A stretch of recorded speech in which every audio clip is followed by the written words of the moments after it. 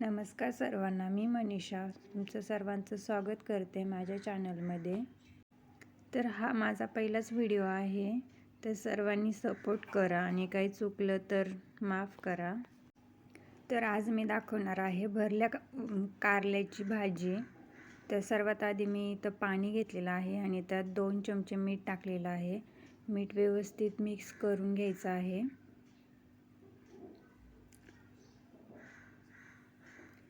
त्यानंतर आपल्याला कारली घ्यायची आहेत आणि ते अशा पद्धतीने कट करून घ्यायचे आहेत.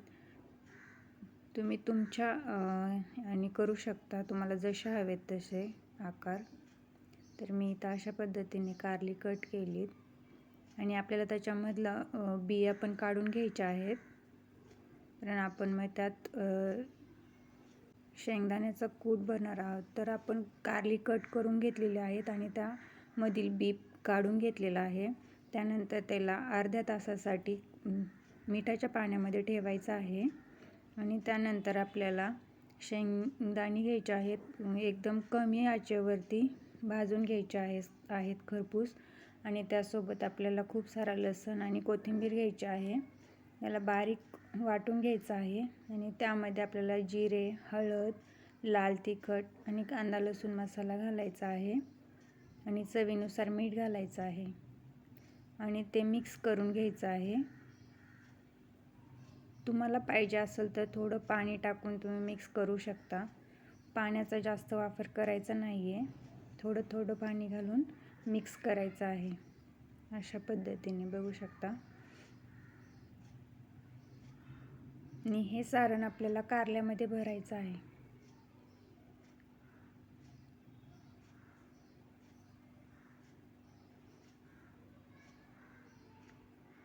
अशा पद्धतीने कारल्यामध्ये भरायचं आहे.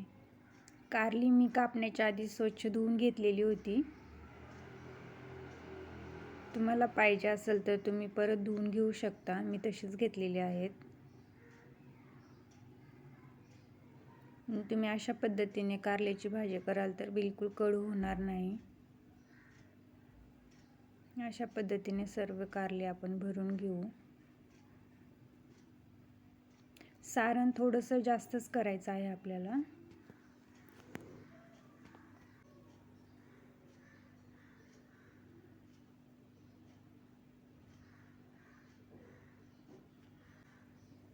सर्व कारली भरून घेऊ. त्यानंतर आपल्याला गॅसवरती कढई ठेवायची आहे आणि त्यात तेल घालून तेल गरम होऊ द्यायचं. त्यानंतर त्यात मोहरी घालायची, जिरे घालायचे, कढीपत्ता आणि हळद घालून सर्व कारली त्याच्यात टाकून घ्यायची आहेत.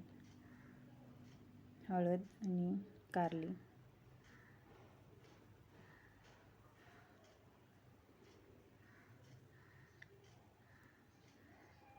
एकदम कमी आचेवर करायचं आहे भाजी आपल्याला. या स्टेपला आणि मिक्स करून घ्यायचं आहे.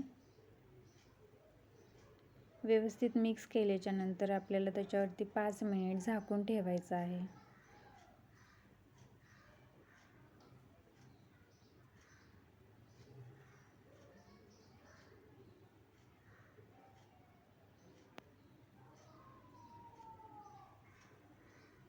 पाच मिनिटांनी झाकण काढून बघायचं आहे.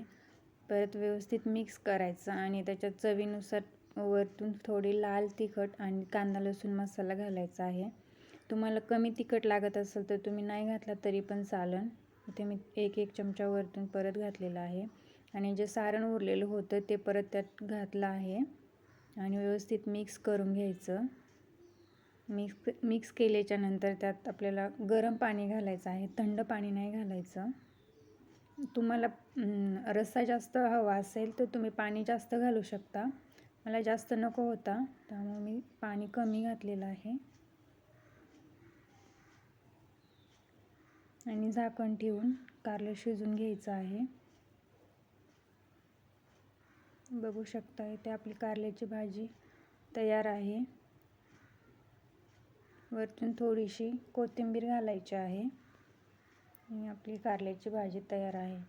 तर व्हिडिओ कसा वाटला नक्की सांगा आणि हा माझा पहिलाच व्हिडिओ आहे. तर काही चूक झाली असेल तर कमेंट करून नक्की सांगा आणि सबस्क्राईब करा, लाईक करा आणि शेअर करा.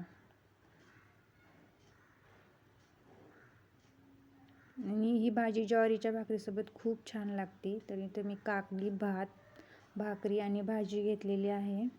तर या मंडळी खायला. आणि व्हिडिओला आवडला असेल तर नक्की लाईक करा, शेअर करा आणि चॅनलला सबस्क्राईब नक्की करा. आणि तुम्ही माझा व्हिडिओ लास्टपर्यंत बघितला त्यासाठी खूप खूप धन्यवाद. थँक्यू.